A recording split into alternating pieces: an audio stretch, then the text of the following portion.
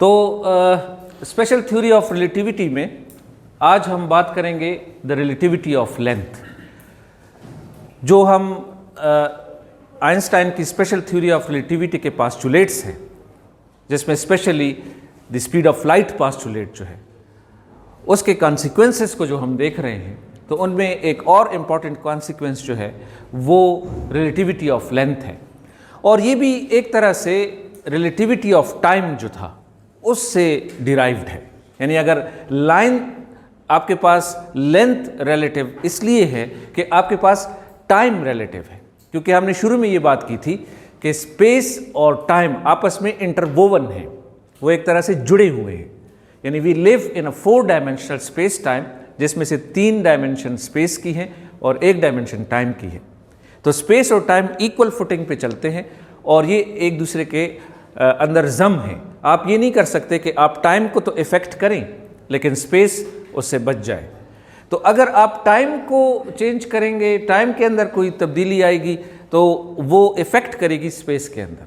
तो इसलिए जो टाइम की रिलेटिविटी थी, जो टाइम की डायलेशन थी, उसका एक कॉन्सिक्वेंस है, ये एक तरह से इनडायरेक्ट कॉन्सिक्वेंस है स्पीड ऑफ लाइट पास्टुलेट का, लेकिन डायरेक्ट कॉन्सिक्वेंस है रिलेटिविटी ऑफ टाइम का, कि इस रिलेटिविटी ऑफ टाइम की वजह से लेंथ भी रिलेटिव है। लेंथ एक एब्सोल्यूट क्वांटिटी नहीं है, ये एक रिलेटिव क्वांटिटी है।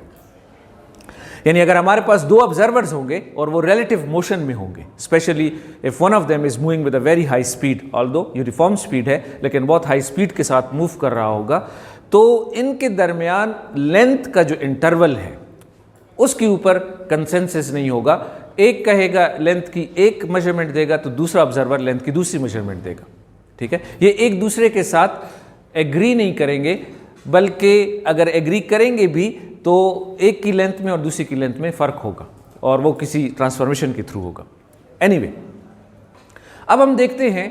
अच्छा, दूसरी बात ये है कि ये जो लेंथ है, इसका मतलब सिर्फ ये नहीं है कि ये किसी ऑब्जेक्ट की लेंथ है, ये 2 ऑब्जेक्ट्स के दरमियान डिस्टेंस भी हो सकता है। For example the distance between one star and another star, या distance between earth and moon, ये डिस्टेंस भी जो है ये भी आपको कंट्रैक्टेड लगेगा या कम लगेगा। ठीक है ना। तो अब देखते हैं कि लेंथ की रिलेटिविटी के बारे में किस तरीके से स्पेशल थ्योरी ऑफ रिलेटिविटी से हम बाकायदा मेजरमेंट कर सकते हैं। लेकिन एक पॉइंट आप याद रखें, बड़ा इंपॉर्टेंट पॉइंट है, कि जब हमारे पास 2 ऑब्जर्वर्स होंगे तो जिस ऑब्जर्वर के लिए लेंथ कंट्रैक्ट होगी उसके लिए टाइम डायलेट नहीं होता। टाइम उसके लिए डायलेट होगा जिसके लिए लेंथ प्रॉपर होगी, नॉर्मल होगी। ठीक है, तो ये 2 फिनोमिनास जो हैं, यानी लेंथ कंट्रैक्शन और टाइम डायलेशन, ये सेम फ्रेम ऑफ रेफरेंस में नहीं हो सकते। ये 2 डिफरेंट फ्रेम ऑफ रेफरेंस में होंगे, जिसमें लेंथ कंट्रैक्ट होगी। मसलन हमारे 2 ऑब्जर्वर्स हैं, तो उनमें से एक के लिए लेंथ कंट्रैक्ट होगी और एक के लिए टाइम डायलेट होगा। ठीक है, तो अब हम स्टार्ट करते हैं बाकायदा और देखते हैं कि लेंथ कंट्रैक्शन कैसे होगी। देखिए, फर्ज करें हमारे पास एक रॉड है जिसकी लेंथ L0 है। ठीक है, और ये L0 जो है ये प्रॉपर लेंथ है। ये वो ऑब्जर्वर देख रहा है जो कि एट रेस्ट है with respect to that rod. तो इसके लिए आपके पास रेस्ट फ्रेम के लिए ये एक बार है फॉर एग्जांपल, और इसकी लेंथ जो है वो नॉर्मल है, इसको हम L0 से रिप्रेजेंट करते हैं। ठीक है, अब एक मूविंग फ्रेम जो है वो इस L को जो है वो शॉर्टर या कंट्रैक्टेड उसको नजर आएगी। अब सवाल ये है कि क्या इन दोनों में से कौन सा ठीक है? वही जवाब है कि ये दोनों रियलिटी है, क्योंकि रियलिटी निकलती है ऑब्जर्वेशन से, और जब आपकी ऑब्जर्वेशन ही आपको ये कह रही हो कि ये लेंथ जो है वो शॉर्टर है, ये रियली श्रिंक हो जाती है, कम हो जाती है, कंट्रैक्टेड लेंथ है। ठीक है, और दोनों लेंथ्स में फ़र्क है। आप देखें, ये लेंथ और ये लेंथ में फ़र्क है। ठीक है, तो 2 ऑब्जर्वर्स लेंथ पे एग्री नहीं करेंगे। ये एक एब्सोल्यूट क्वांटिटी नहीं है, ये एक रिलेटिव क्वांटिटी है। अच्छा, अब ये दोनों लेंथ्स जो हैं ये आपस में रिलेटेड हैं। L is equal to L01 minus beta square. तो आप देख सकते हैं कि ये बीटा स्क्वायर जो है ये V/c के बराबर है। ठीक है, ये हमारे पास वेलोसिटी फैक्टर है इसका। तो इसमें आपके, और ये इसको अगर आप यहाँ पर पुट करें गैमा फैक्टर को, क्योंकि गैमा हमारे पास या लॉरेंट्ज फैक्टर जो है 1 और 1 माइनस बीटा स्क्वायर के बराबर है। अब हमें पता है कि ये इज़ ऑलवेज ग्रेटर देन 1। ठीक है ना, क्योंकि ये b जो है ये लेस देन, ये it is always less than 1, तो इसलिए l will be shorter than l not, क्योंकि ये फैक्टर लेस देन 1 आएगा ना, ठीक है ना, क्योंकि ये बीटा जो है इसकी कुछ वैल्यू आएगी तो ये 1 से सब्ट्रैक्ट होगी, तो ये लेस देन 1 हो जाएगा ये फैक्टर, और लेस देन 1 जब यानी पॉइंट समथिंग आएगा तो ये जब l नॉट से मल्टीप्लाई होगा तो l को छोटा कर देगा, तो l is always contracted than l nought, ठीक है। अब हम इसको बाकायदा एक थॉट एक्सपेरिमेंट की मदद से देखते हैं कि क्या वाकई ही ये लेंथ कंट्रैक्शन यहाँ पे होती है कि नहीं, यानी ये l जो है ये l नॉट से, यानी ये l जो है ये l नॉट से कम आपको नज़र आएगी, ठीक है। और उसके लिए वही हम दोबारा वो एक्सपेरिमेंट करते हैं कि 2 ऑब्जर्वर्स हैं, एक मूविंग है और एक रेस्ट पे है, देखते हैं वो क्या करते हैं।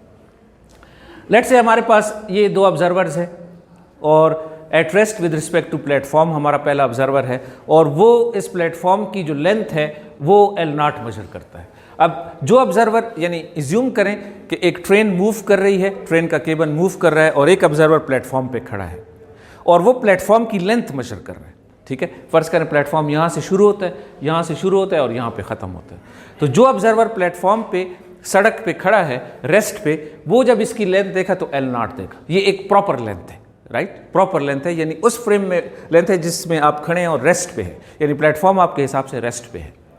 जबकि दूसरी तरफ एक और ऑब्जर्वर है जो कि ट्रेन में जा रहा है, तो वो तो मूविंग है ना, अब इन दोनों के दरमियान एक रिलेटिव मोशन है, वो ये भी कह सकता है कि मैं तो आगे जा रहा, मैं आगे नहीं जा रहा, प्लेटफॉर्म पीछे जा रहा है, वो ये कह सकता है, लेकिन दूसरी वो ये है कि वो ट्रेन ही आगे जा रही है, तो दोनों हिसाब से रिलेटिव मोशन मौजूद है, तो इस रिलेटिव मोशन की वजह से लेंथ कंट्रैक्ट होगी, याद रखें। अगर दोनों के दरमियान रिलेटिव मोशन नहीं है फिर लेंथ कंट्रैक्ट नहीं होती, लेकिन अगर दोनों के दरमियान रिलेटिव मोशन है फिर लेंथ कंट्रैक्ट होगी। तो हमारे पास इसके लिए 2 इवेंट्स होते हैं। तो इवेंट नंबर 1 हमारा ये है कि एक ट्रेन है जो कि प्लेटफॉर्म पे इंटर होती है। अब प्लेटफॉर्म बना हुआ है और ट्रेन दूर से दूसरे शहर से आ रही है, और जैसे प्लेटफॉर्म पे इंटर हुई तो ये इवेंट नंबर 1 है, क्योंकि लेंथ कंट्रैक्शन हो या टाइम डायलेशन हो, हमें 2 इवेंट्स की ज़रूरत है। तो इवेंट नंबर 1 क्या हुआ है कि एक ट्रेन इंटर होती है और ये ट्रेन जो है, और इवेंट नंबर 2 ये है कि वो ट्रेन लीव करती है, यानी चली जाती है। अब ये 2 इवेंट्स हमारे पास हुए हैं, ठीक है। अब इन 2 इवेंट्स के रिकॉर्डिंग के लिए आपके पास ये जो रेस्ट फ्रेम ऑफ रेफरेंस है, जो बंदा प्लेटफॉर्म पे खड़ा है, उसके पास तो चूंकि ये जो 2 वॉचेस हैं उसके पास, ठीक है, उसके पास 2 घड़ियाँ होनी चाहिए, एक इवेंट 1 पे लगी हुई हो, दूसरी इवेंट 2 पे लगी हुई हो, और वो उनको सिंक्रोनाइज करेगा। सिंक्रोनाइजेशन ज़रूरी है क्योंकि 2 वॉचेस हैं। जब वो इनको सिंक्रोनाइज करेगा तो उसके पास जो डेल्टा टी है वो l नॉट बाई वी के बराबर है, जो टाइम है, लेकिन उसने अपनी दोनों घड़ियों को सिंक्रोनाइज कर लिया है ताकि वो सेम टाइम दें, और यहाँ से वो जो l मेजर करेगा वो l नॉट यहाँ से निकाल लें तो v डेल्टा टी के बराबर आएगा, सही है। तो ये उसका l नॉट है जो यहाँ से मेजर करेगा डेल्टा v, और v डेल्टा टी के हिसाब से उसके पास है। लेकिन दूसरी तरफ जो ऑब्जर्वर ट्रेन के अंदर है वो डेल्टा टी नॉट, उसके लिए तो ये रेस्ट पे है ना घड़ी, उसके पास तो एक ही घड़ी है, इसके पास 2 घड़ियाँ हैं। याद रखें कि जो ऑब्जर्वर प्लेटफॉर्म पे है उसके पास 2 वॉचेस हैं, इवेंट 1 के लिए और इवेंट 2 के लिए, और उनको वो सिंक्रोनाइज करेगा। लेकिन जो ऑब्जर्वर ट्रेन के अंदर है उसके पास सिर्फ एक घड़ी है, क्योंकि वो तो उसी घड़ी से इस इवेंट को भी देखेगा और उस इवेंट को भी देखेगा, उसको सिंक्रोनाइजेशन की ज़रूरत नहीं है। लेकिन वो जो टाइम मेजर करेगा, वो जो वहाँ पर उसके पास फ्रेम ऑफ रेफरेंस है, वो जो लेंथ मेजर करेगा वो v डेल्टा टी नॉट है, सही है ना, क्योंकि वो तो ये l मेजर करेगा, वो तो l नॉट नहीं मेजर करेगा, डेल्टा टी नॉट यहाँ पर पुट करेगा, सही है, और वो प्रॉपर लेंथ प्रॉपर टाइम है, और वहाँ पर भी ऐसे ही है। अब ये जो 2 लेंथ्स मेजर हुई हैं, एक l नॉट जो कि ऑब्जर्वर यहाँ पे, और एक ट्रेन के अंदर ऑब्जर्वर, 2 लेंथ्स हैं, एक l नॉट, इनके दरमियान अगर आप देखें, अगर हम इनको आपस में डिवाइड करें तो l जो है वो डेल्टा नॉट v के बराबर है और l नॉट जो है वो डेल्टा v के बराबर है, और अगर हम v कैंसिल कर दें और डेल्टा नॉट का वो time delta t is equal to delta nought, क्योंकि हमारे पास डेल्टा t जो है वो delta T nought divide by 1 minus V square by C square के बराबर है ना, 1 और गैमा, तो गैमा डेल्टा टी नॉट, तो अगर ये वहाँ पे हम पुट करें तो वो 1 और गैमा आ जाएगा ना, क्योंकि ये गामा है, इसको हम ऐसे लिख सकते हैं delta T is equal to gamma delta T nought.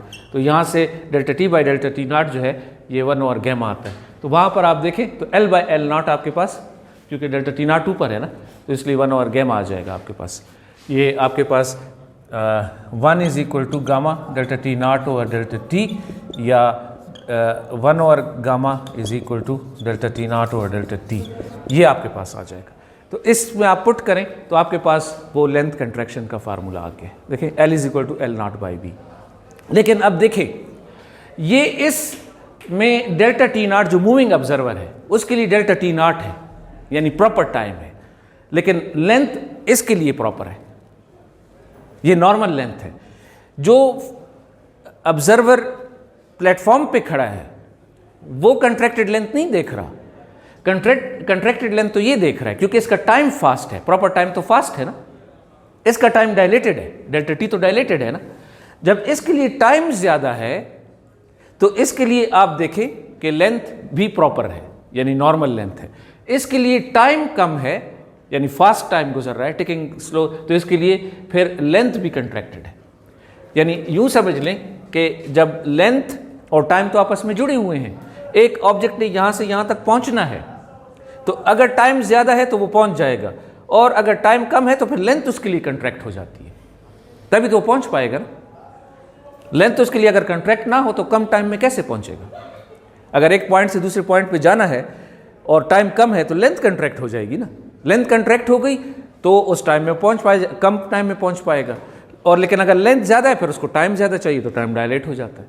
तो इसलिए एक ऑब्जर्वर के लिए अगर टाइम नॉर्मल है, स्टैंडर्ड या प्रॉपर है, तो फिर उसके लिए लेंथ जो है वो भी वो है। लेकिन दूसरे ऑब्जर्वर के लिए जब टाइम डायलेट होता है तो लेंथ उसके लिए ज़्यादा होती है, इसके लिए लेंथ कंट्रैक्ट हो गई। तो दोनों, अब आपने देखा कि किस तरह स्पेस टाइम आपस में जुड़े हुए हैं, ये इंटरवोवन जो हम कहते हैं ना, और आपस में कहते हुए कि एक दूसरे के साथ जुड़े हुए हैं, ये दो मुख्तलिफ चीज़ें नहीं हैं, ये एक तरीके से जुड़ी हुई हैं। वो यहाँ से आप देख सकते हैं कि लेंथ कंट्रैक्शन जहाँ पे हो रही है तो टाइम उसके मुताबिक एडजस्ट हो जाता है, और अगर दूसरी तरफ टाइम डायलेशन हो रही है तो लेंथ उसके मुताबिक एडजस्ट हो जाती है। तो लेंथ और टाइम ऐसे एडजस्टेड है कि स्पीड ऑफ लाइट कांस्टेंट है।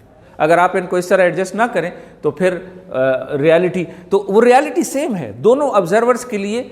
अब देखिए स्पेस और टाइम एब्सोल्यूट नहीं है, स्पेस और टाइम रिलेटिव है, वो ऑब्जर्वर टू ऑब्जर्वर चेंज होते हैं, लेकिन इनकी कम्बिनेशन, इनका आपस में एक दूसरे के साथ ये जो एक कंबाइंड फॉर्म में आएंगे वो एब्सोल्यूट है, वो नहीं चेंज हो सकता। ये ऑब्जर्वर यहां से यहां जाएगा, लेकिन किसी के लिए लेंथ कंट्रैक्टेड है तो फिर टाइम फास्ट होगा, और किसी के लिए टाइम डायलेटेड है तो फिर लेंथ ज्यादा होगी। तो दोनों चीजें आपस में जुड़कर जो है वो एक रियलिटी आपको प्रोड्यूस करती है। आखिरी पॉइंट ये है कि जब ऑब्जर्वर यहां पे जो है उससे पूछा जाए कि जी आप तो लेंथ जो बता रहे हैं तो वो ये वाला ऑब्जर्वर तो दूसरी लेंथ बता रहा है, तो इसकी क्या वजह है, उसको क्या रीजन मिलेगी। असल में ये वाला ऑब्जर्वर ये कहेगा कि चूंकि इसकी जो वॉचेज हैं, दो क्लॉक्स जो हैं, वो तो इनको सिंक्रोनाइज कर रहा है, और इनकी सिमल्टेनिटी में तो फर्क है, क्योंकि ये सिमल्टेनिटी तो रिलेटिव है ना, एब्सोल्यूट तो नहीं है। तो ये कहेगा कि इसने अपने क्लॉक्स को गलत सिंक्रोनाइज किया है, इसकी वजह से इसको वो टाइम डिफरेंट मिल रहा है, तो ये लेंथ डिफरेंट कर रहा है। ये तो कहेगा ना, ये वो कहेगा कि ये गलती इससे हुई है, इसने टाइम जो क्लॉक्स है उनको सही सिंक्रोनाइज नहीं किया, वो सिमल्टेनियस नहीं है, इसने पहले ये टाइम रीड किया फिर बाद में वो टाइम रीड किया, इससे गलती हुई है। सिमल्टेनिटी क्यों, कि ये दोनों के दरमियान सिमल्टेनिटी भी, अब आपको पता चला कि सिमल्टेनिटी रिलेटिव क्यों है, इसलिए कि अगर सिमल्टेनिटी रिलेटिव ना होती तो ये चीज़ें ना हो सकती। इस ऑब्जर्वर के लिए ये गलत है, क्यों कि ये ऑब्जर्वर कहता है कि ये इसने क्लॉक्स को गलत सिंक्रोनाइज किया है, सिमल्टेनियस नहीं है, इसने सिमल्टेनियस कर दिया, और यही ऑब्जर्वर उसके बारे में ये बात करेगा। तो चूंकि सिमल्टेनिटी जो है वो रिलेटिव कॉन्सेप्ट है, तो दोनों एक दूसरे के साथ एग्री नहीं करेंगे, गलत नजर आएगा हमें। तो यहाँ से इसीलिए जब हम अपने फ्रेम ऑफ रेफरेंस से सोचते हैं तो हमें रिलेटिविटी पे यकीन नहीं आता, स्पेशल थ्योरी ऑफ, क्योंकि हम हमारा जहन, हम जिस तरीके से एक फ्रेम ऑफ रेफरेंस में हमारी ग्रोथ हुई है वो हमारे अंदर बसा हुआ है, तो हमें वो बहुत अजीब सा लगता है। लेकिन अगर आप फिर उसको छोड़ के देखें, रियलिटी को देखें, तो फिर आपको समझ आएगी कि नहीं, ये दोनों चीज़ें रियल हैं, ना टाइम एब्सोल्यूट है, ना लेंथ एब्सोल्यूट है, ना सिमल्टेनिटी एब्सोल्यूट है, ये रिलेटिव कॉन्सेप्ट्स हैं। लेकिन जब ये मिल जाते हैं आपस में, कंबाइंड शेप में आते हैं, यही आइंस्टाइन ने कहा था कि एब्सोल्यूट चीज़ जो है वो लेंथ और टाइम, यानी स्पेस और टाइम की एक कम्बिनेशन हो सकती है, अलग-अलग से ये आपस में एब्सोल्यूट नहीं है। तो इस तरह आपने देखा कि even length is contracted, time is dilated, but not for the single observer, not for the same observer, but for the different observers. ठीक है, पूछे क्वेश्चन? कोई क्वेश्चन है इसमें? सही, ठीक, ओके, थैंक यू.